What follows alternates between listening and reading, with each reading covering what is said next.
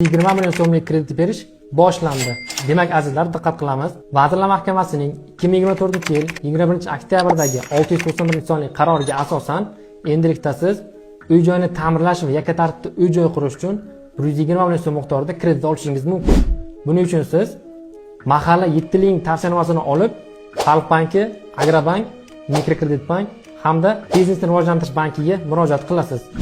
Bu kreditning eng foydali jihati shundaki, siz ushbu kreditni naqd pul shaklida ham olishingiz mumkin. Hamda bu kredit 20 yil muddatga 17% beriladi. Bundan tashqari, siz faqatgina ushbu kreditning 12% to'laysiz. Qolgan 5,5% esa davlat 5 yil davomida to'lab beradi. Demak, sizga bu bo'yicha batafsil ma'lumot kerak bo'ladigan bo'lsa, ushbu video tagida 120 million so'zini yozib qoldiring. Men sizga bu bo'yicha batafsil ma'lumot beraman. Ushbu videoni kredit oluvchi do'stlaringizga yuborib qo'ying.